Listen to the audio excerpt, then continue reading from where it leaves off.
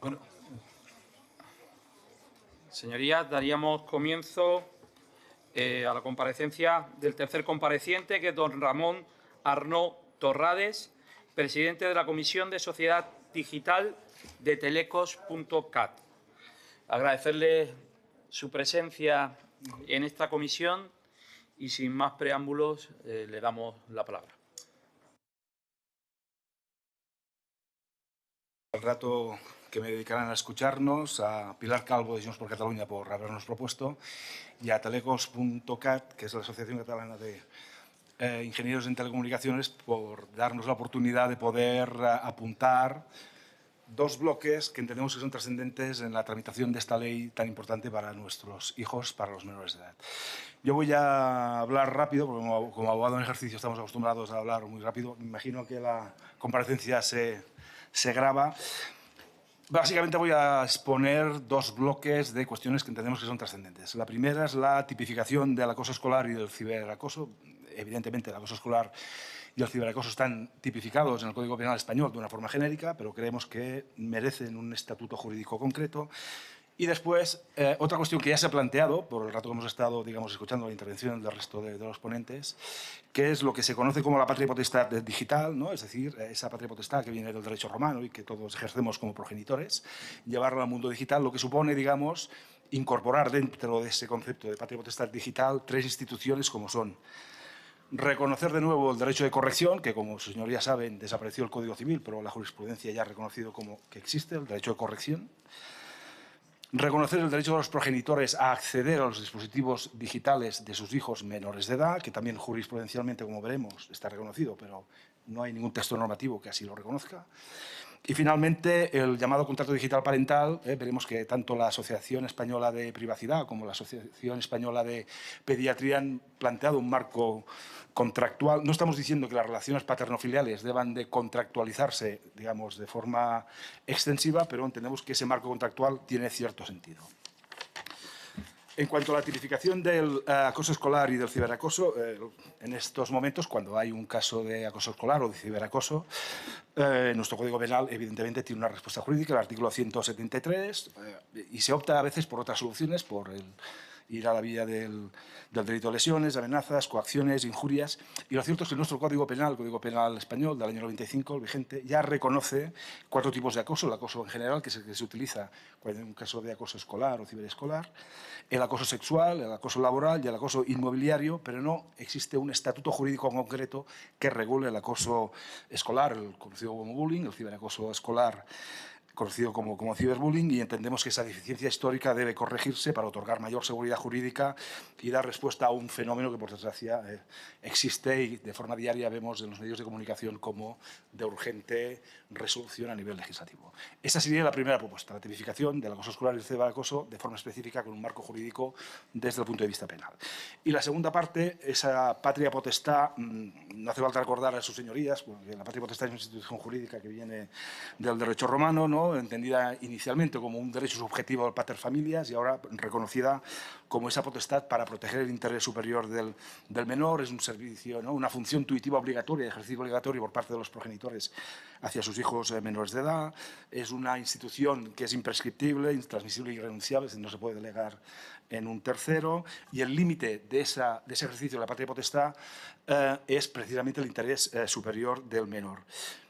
Y por eso, ¿no?, cuando existe un exceso por parte de los progenitores en ese ejercicio de la patria potestad, existe un límite penal, veremos alguna resolución, si tenemos tiempo, donde vemos que no siempre ese ejercicio de la patria potestad por parte de los progenitores es adecuado y cuando hay una extralimitación, el Código Penal claramente responde. Pues eso, llevado al mundo digital, nuestra propuesta es que, como la doctrina habla de la patria potestad digital, como ese conjunto de deberes, que por parte de los progenitores, ¿no?, tiene esa finalidad de proteger a sus hijos menores de edad en el entorno digital, lo que supone encontrar un punto de equilibrio entre ese ejercicio de la patria potestad en el mundo digital y el necesario reconocimiento de los derechos de nuestros hijos menores, que, como sabemos todos, existen en su intensidad, pese a que, digamos, exista una diferencia de edad. Es lo que en crianza digital no se reconoce como establecer todo un conjunto de reglas y promover habilidades digitales que, insistimos, encuentren ese punto de equilibrio para llevar lo que es la patria potestad de toda la vida a ese entorno digital.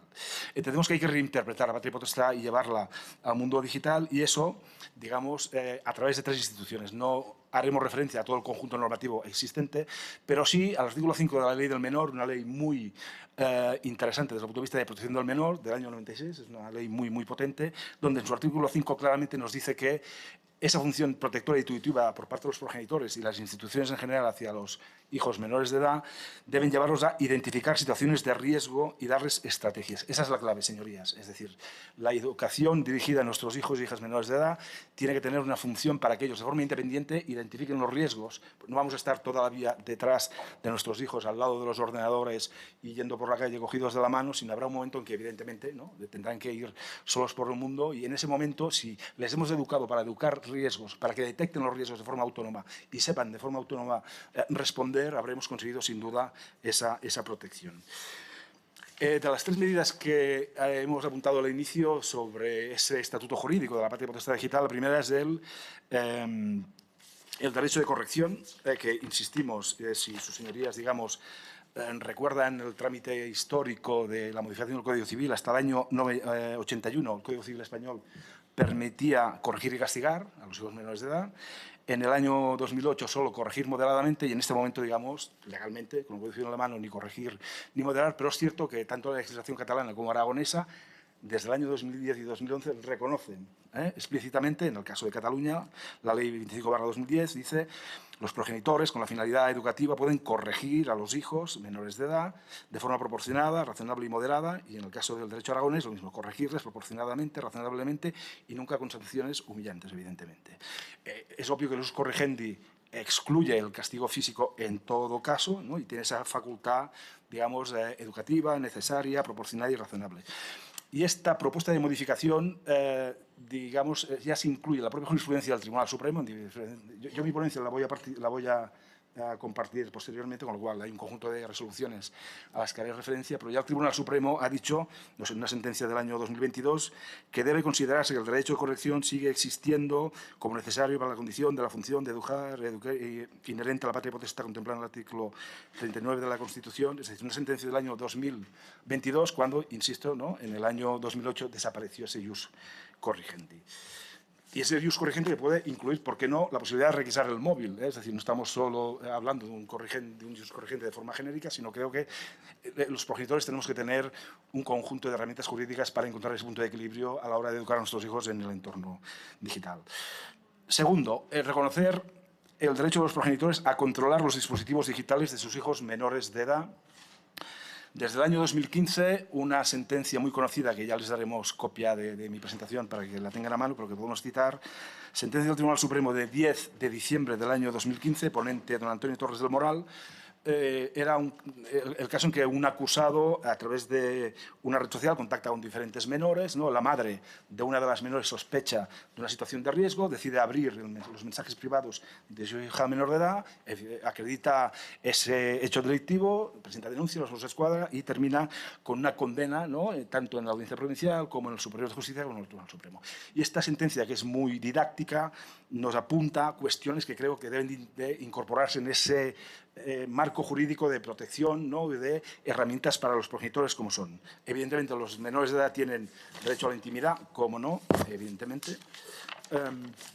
Después, nos encontramos que los acusados, muchas veces los delincuentes, se erigen en protectores de los derechos fundamentales de los menores, a partir del momento en que dicen: si yo tengo contacto con ese menor de edad, ¿no?, como delincuente, y una tercera persona, el padre o la madre, ¿no?, accede a esos contenidos, a esos mensajes, ¿no?, esa prueba puede llegar a ser nula, ¿no? Imagine el nivel de perversión del propio acusado, ¿no?, que se defiende acusando al padre o a la madre de interferir en esas comunicaciones. Bueno, el Tribunal Supremo ha dicho claramente que no, que la madre no es un tercero, evidentemente, que está obligada a actuar, ¿no?, que ante una situación de riesgo, como titular de la patria potestad, tiene que actuar, y cuando el ordenamiento jurídico otorga a los progenitores un conjunto de facultades de control y de vigilancia, a la vez les tiene que dar un estatuto jurídico que les permita precisamente acceder.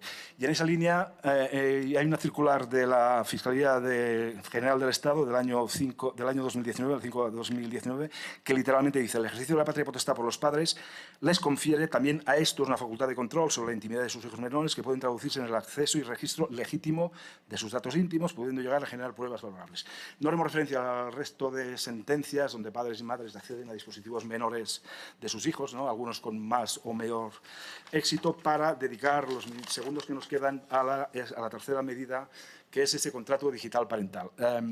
Como ustedes conocen, la Agencia Española de Protección de Datos, junto con la Asociación Española de Pediatría, propuso hace un año o así un contrato digital parental. En la página web tienen un modelo muy interesante y tiene mucho interés que haya participado la Asociación Española de Pediatría, porque en la propuesta de ley de la que estamos hablando hoy en esta sala, los pediatras tienen una función intuitiva muy trascendente.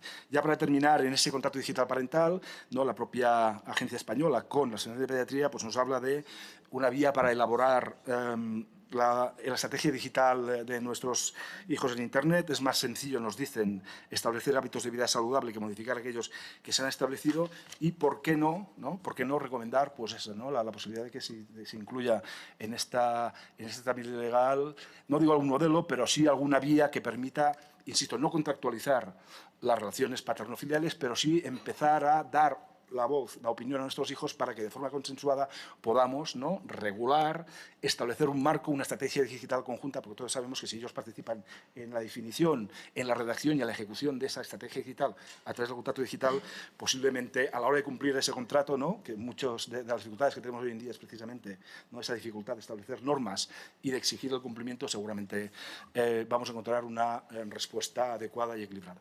Y voy a terminar con una cita del preámbulo de la Declaración de Derechos del Niño de la Asamblea General de la ONU, que dice literalmente: la humanidad debe al niño lo mejor que pueda darle. Gracias.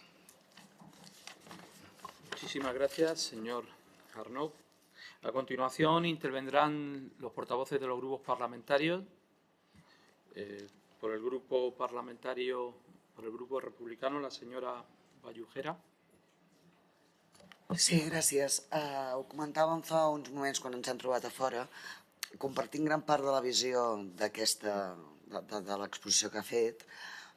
El que a mi em preocupa és com preparem els pares, perquè això d'alguna manera parteix de la idea de que els pares poden exercir aquesta funció parental perquè estan preparats per fer-ho, perquè tecnològicament són competents, perquè, entre cometes, digue-li moralment, digue-li èticament, també estan preparats, i per tant el discerniment entre els continguts que toquen i els continguts que no toquen són més o menys evidents, però jo dubto que tinguem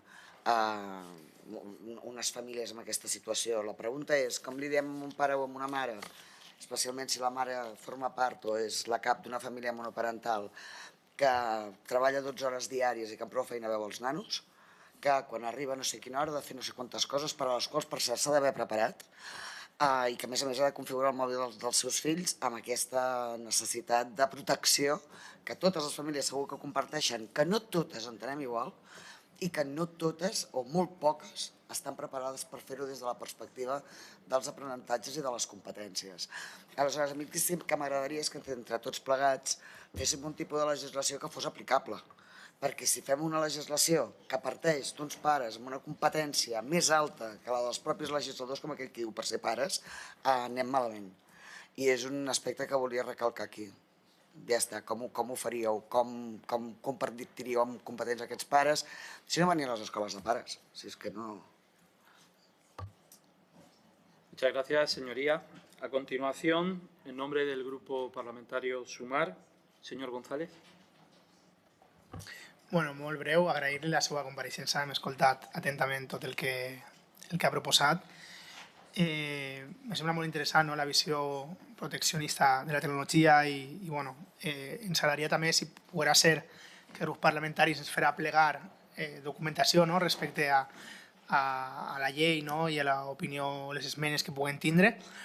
I voldria fer-li la pregunta respecte al tema bueno, de la tecnofòbia i de com veu la capacitat, no?, d'articular un missatge proteccionista davant del perill que tenen la tecnologia i alhora com poder també evitar no, caure en una visió completament pessimista de la tecnologia, no? Tinguent en compte que el nostre grup veu que les ferramentes tecnològiques són bones sempre quan puguen fer-se servir bé i en aquest cas amb lleis que ho facin possible. ¿No? Moltes gràcies per la compareixença i escoltarem atentament. Muchísimas gracias. A continuación, en nombre del Grupo Vox, la señora Armario. Muchas gracias, señor presidente. Buenas tardes y bienvenido, señor Arnaud. Yo tengo una serie de dudas y me gustaría compartirlas con usted. Mire, bueno, me ha parecido muy importante la introducción que ha tenido en cuanto al acoso escolar, porque es verdad que las noticias tristemente no cesan.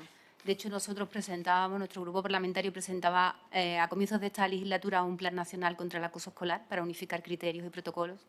Y tristemente, bueno, pues la izquierda nos votó en contra, ¿no? Creemos que es muy necesario que se unifiquen los protocolos para que no haya 17 protocolos en nuestro país y podamos atajar este problema que es una lacra y que por supuesto, es una amenaza para todos nuestros menores.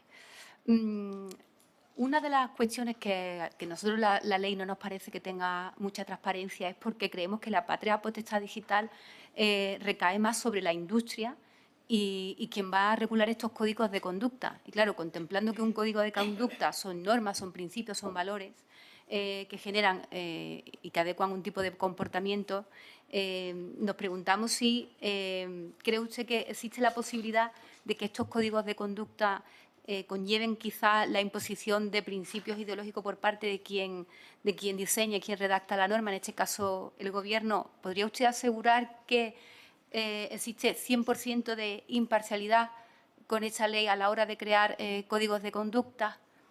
Después yo quisiera preguntarle, porque claro, ha hablado usted del Código Penal.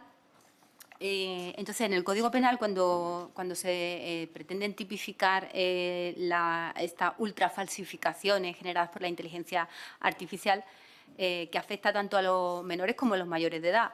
Es decir, en el artículo, creo que usted lo nombraba previamente, el 173 bis, que se pretende incluir en el Código Penal, debería formar parte de otro proyecto legislativo, es decir, si usted contempla esta cuestión. Y de igual manera, sobre el mencionado artículo, resulta curioso que no se tipifique, en la ley no aparece que se tipifique como delito la creación del contenido. Es decir, la difusión, la exhibición, la cesión de la imagen corporal, el audio de voz generada, modificada o recreada mediante sistemas automatizados del software o algoritmo, inteligencia artificial o cualquier otra tecnología, de modo que parezca real, simulando situaciones de contenido sexual o gravemente vejatorias. No sé si ustedes han contemplado presentar una norma en cuanto a tipificar como delito la creación dentro de esta norma. Y yo finalizo mi intervención preguntándole, señor Arnaud, ¿qué garantías existen de que la verificación de la edad no se utilice para identificar políticamente a usuarios o restringir opiniones disidentes? Y si también cree que qué implicaciones de seguridad o privacidad puede tener que un menor dependa de una aplicación que sea gestionada por grandes corporaciones tecnológicas, como previamente le introducía en esta cuestión. Muchas gracias. Muchas gracias, señoría. A continuación, en nombre del Grupo Parlamentario Socialista, tendría la palabra su señoría Maldonado. Muy bien, muchas gracias, presidente. En primer lugar, le quiero dar las gracias al compareciente por explicar su punto de vista sobre esta ley, que comparto con usted, como un grupo socialista, que el interés superior del menor es el que tiene que prevalecer en todo momento en la norma, ¿no? Por eso, esa importancia de la protección de los menores en el entorno digital, desde nuestro punto de vista, tiene que ser exactamente igual que lo es en el entorno no digital, ¿no? Tendemos a pensar muchas veces que existen dos mundos, el mundo digital y el mundo real, cuando en realidad solamente existe uno. Y creo que es uno de los grandes pasos que tenemos que dar también como sociedad, y que esta ley intenta tipificar nuevos delitos en el Código Penal que muchas veces ya están tipificados, como usted ha explicado, en los entornos, digamos, analógicos, ¿no? Usted hacía también referencia a un segundo apunte, que es la patria potestad digital, ¿no? Me llama la atención que la interviniente que me ha precedido del grupo de Vox presentase su grupo una enmienda a la totalidad a esta ley, que no fue apoyada por ningún grupo parlamentario, por suerte, y que siempre hacen alusión a la negativa de esta ley porque dicen que solamente los padres son los que tienen el derecho a decidir sobre sus hijos. Yo creo que el interés superior del menor en esa afirmación no queda para nada reflejada, ¿no? Cuando habla usted de la potestad digital, yo me hacía una reflexión y decía, yo estoy convencida que el 99,99% de los padres o tutores legales de menores tienen como fin último preservar la intimidad, el honor, los derechos de los menores, tanto en el entorno digital como fuera. Pero lo que nos encontramos muchas veces en los entornos digitales es que los menores a veces saben más que los padres en este ámbito. No digo nada nuevo si nos encontramos en una situación en que un padre de 55 años con un hijo de 15 años posiblemente sepa más el hijo utilizar las redes sociales que el propio padre. En una situación como esa, ¿cómo podemos mejorar la ley en cuanto a la formación para que todas esas herramientas que usted mencionaba, como por ejemplo ese contrato parental, puedan ser una herramienta en la que los padres estén también formados para dar esa formación y, sobre todo, educar a sus hijos? La compareciente anterior hace una reflexión que, desde mi punto de vista, es muy lógica, y es que nos estamos encontrando adolescentes en redes sociales, yo lo veía ayer mismo en un vídeo de una chica menor, que solamente saben denunciar una situación de acoso o de bullying en redes sociales a través de las redes sociales. Es decir, no estamos dando los mecanismos de protección y las herramientas emocionales muchas veces a esos menores para que sepan a quién tienen que acudir. Lo decía antes, Save the Children, lo comparto totalmente, y creo también que es muy importante esa parte de educación y de formación en los padres, ¿no? Por lo tanto, me gustaría cómo podemos, mediante la formación, dar más herramientas a los padres, que estoy convencida que todos los padres y madres quieren lo mejor para sus hijos, en esa patria potestad digital que usted mencionaba. Muchas gracias. Muchas gracias, señoría. A continuación, en representación del Grupo Parlamentario Popular, el señor de Rosa. Muchas gracias, señor Arnaud. Le agradezco su intervención, que consideramos muy esclarecedora, sobre todo en conceptos que consideramos fundamentales, como es el acoso de menores en el ámbito educativo. Creo que usted ha hecho un planteamiento. Me gustaría que, si es posible, lo pudiera desarrollar teniendo en cuenta la limitación del tiempo. Y, sobre todo, también me ha llamado la atención y me gustaría que al Grupo Popular nos gustaría que desarrollara un poco más la idea que usted ha expuesto sobre el jus corrigendi. Es decir, usted ha puesto de manifiesto que en el ámbito del derecho civil catalán o del derecho civil aragonés ha habido una evolución, incluso legislativa, a la hora de determinar de forma clara la posibilidad de que los padres vengan a recuperar lo que es el jus corrigendi, que en derecho común del territorio no foral fue eliminado en el Código Civil. Usted ha hecho un planteamiento que me gustaría que lo desarrollara y nos diera luz sobre cómo considera que debería efectuarse en el derecho civil, en el derecho común, si debería proceder también a esa evolución que usted ha puesto en manifiesto del derecho catalán o el derecho aragonés, en la idea de recuperar el derecho, el jus corrigendi, sobre todo su compatibilización con un principio fundamental que rige nuestro ordenamiento jurídico, como es el interés superior del menor. Es decir, estamos hablando de dos derechos que me gustaría usted que nos lo definiera. Es verdad que la circular de la Fiscalía de 2019 viene ya a determinar de una forma ya clara la idea de la posibilidad que en el ámbito de los menores los padres tuvieran una participación mucho mayor a la hora de participar en la protección. Y eso, por tanto, me gustaría que usted lo pusiera de manifiesto. También la idea que usted ha manifestado del desarrollo de un contrato digital parental. También nos gustaría que nos desarrollara, o por lo menos nos diera alguna idea más sobre cómo considera, cómo debemos entender ese contrato digital parental. Y también si considera que sería compatible o en el ámbito de esa jus corrigendi la existencia de un canal de denuncia en el cual el propio menor la diputada del Partido Socialista ha hablado incluso que los menores están utilizando las propias redes para denunciar, cuando a lo mejor nos falta un canal de denuncia específico que pueda utilizar tanto el menor como el progenitor en el ejercicio de ese derecho que usted ha puesto de manifiesto, como también si es necesario regular, porque en otras comparecencias han puesto en manifiesto la idea de la posibilidad de que exista esa autorregulación por parte de las plataformas y que pudiera existir una autoridad.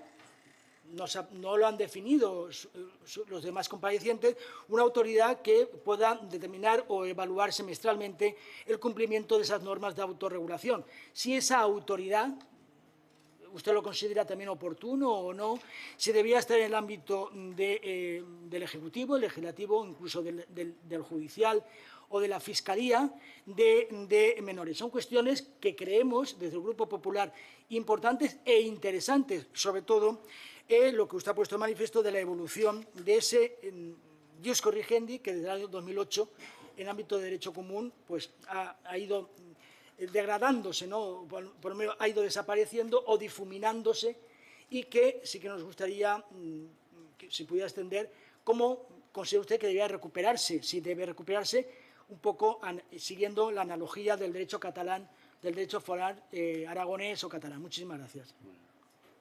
Muchas gracias, señoría. Para terminar, tiene la palabra el compareciente. Me han planteado del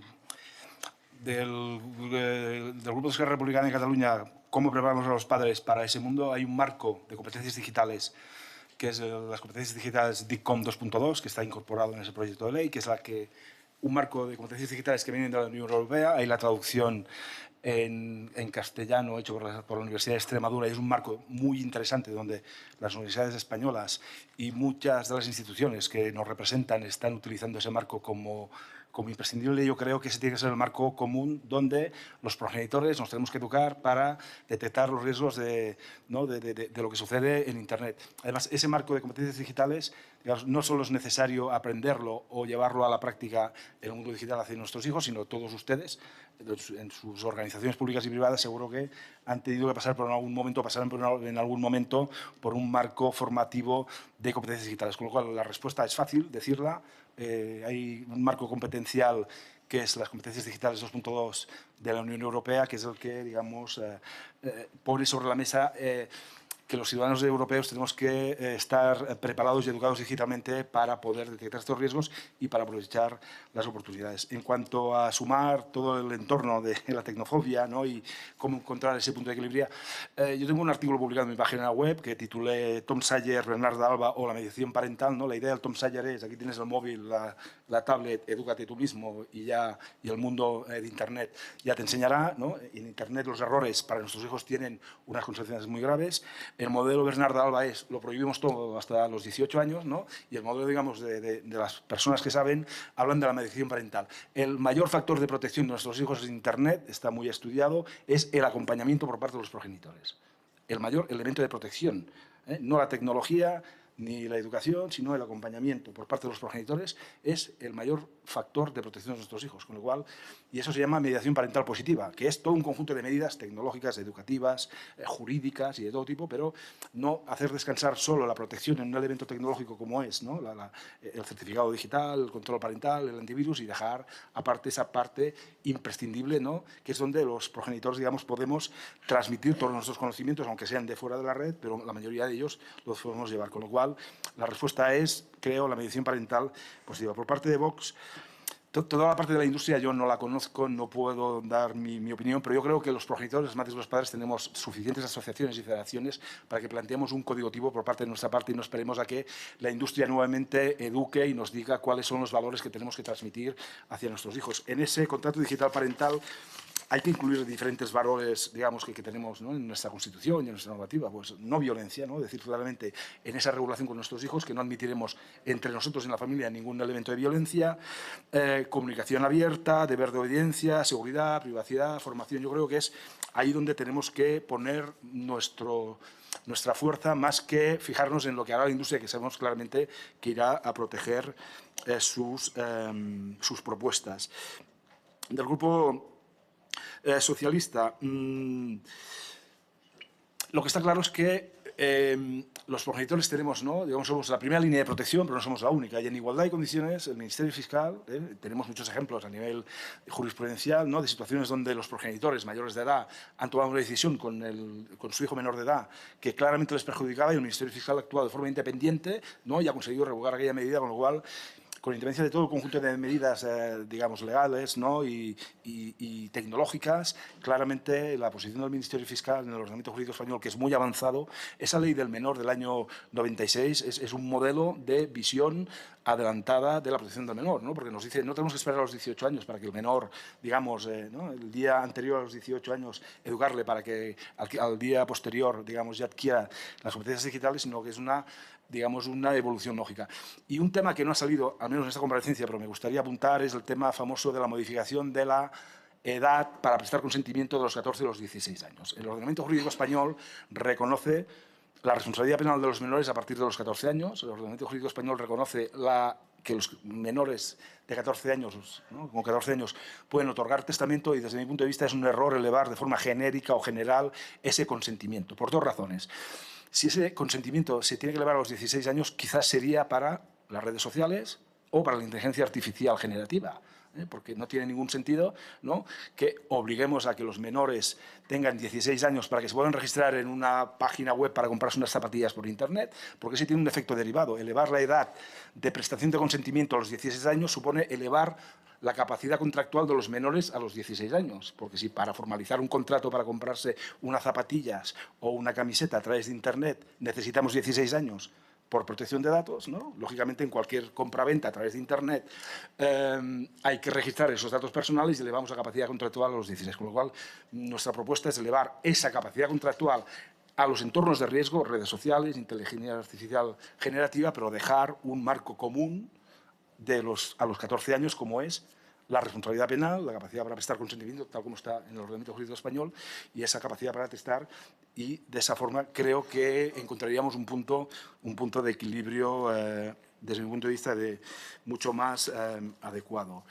El contrato digital parental, bueno, es una propuesta, digamos, de regulación acumulativa a todo ese conjunto de medidas, digamos, que se plantean en esta comisión y en esa normativa, con lo cual tampoco es una panacea que permita resolver, pero yo creo que es un punto donde los hijos van a empezar a entender que los contratos regulan su vida, o van a regular su vida en el día a día, y donde encontramos un punto de equilibrio, esa mediación necesaria, ¿no? Porque muchas veces los que hemos tenido hijos menores de edad, ¿no? Es difícil, digamos, encontrar ese punto de autorización y prohibición, pero si a través de esos mecanismos de regulación, discusión y encontrar el punto de equilibrio, seguramente ese modelo, planteado, insisto, por la Agencia Española de Protección de Datos y por la Asociación Española de Pediatría, que son dos instituciones de mucho interés y que, sobre todo, la agencia en los últimos años, ¿no? ha llevado a cabo una gran tarea de protección del menor, creo que es un elemento adicional que nos ayudará, junto al conjunto de medidas tecnológicas y jurídicas, a encontrar ese equilibrio que es absolutamente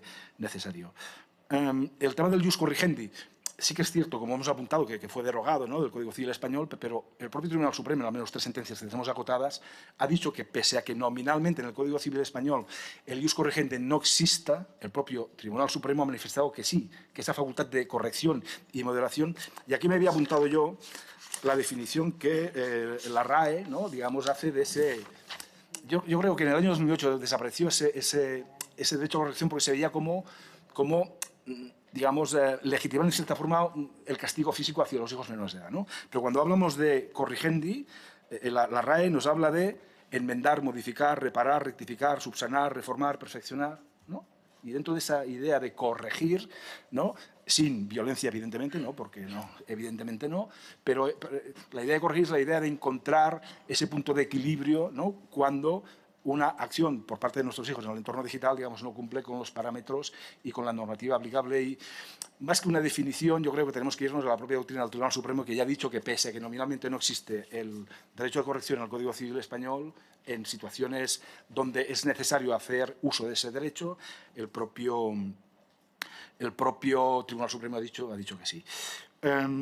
Y la posibilidad de crear otra organización, otra institución para, digamos, propiciar canales de denuncia. En este momento la Agencia Española de Protección de Datos tiene un canal de denuncia que funciona muy bien para retirar contenidos ilícitos de Internet, cualquier imagen de contenido sexual o de otro tipo que circula en cualquier red social. La agencia estableció hace un par de años un mecanismo muy rápido, un canal de denuncia que permite en un tiempo muy rápido, porque existe un acuerdo con las grandes proveedoras de contenidos y las grandes redes sociales, retirar esos contenidos de vía muy rápida, por una vía, digamos, muy rápida. Y encima también tiene un canal muy potente, digamos, de ayuda y de denuncia en supuestos de este tipo. Con lo cual yo creo que quizás lo que hay que hacer es potenciar los mecanismos que ya existen y no sé si vale la pena crear en otros entornos o en otras autoridades que puedan, de una forma u otra, digamos, coadyuvar en esa protección del menor. La protección en este momento del menor, ya termino, en nuestra legislación es muy potente porque, insisto, con independencia de la tramitación de esta normativa o de la ley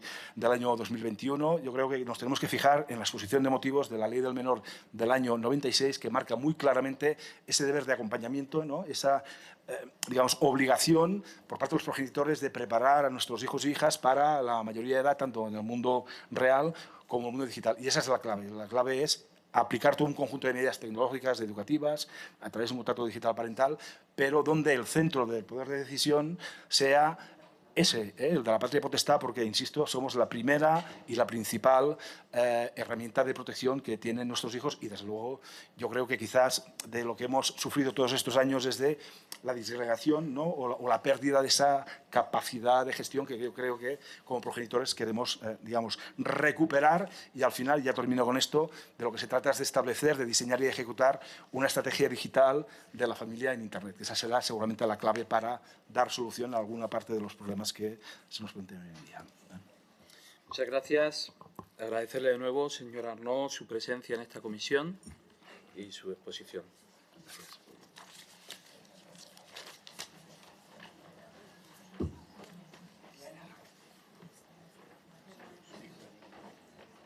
Dejas un sitio en esta...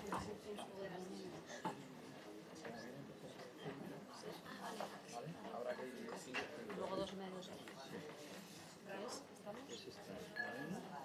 Aquí te he puesto traducción al español. Ahora que viene, Vale, pues Noemi.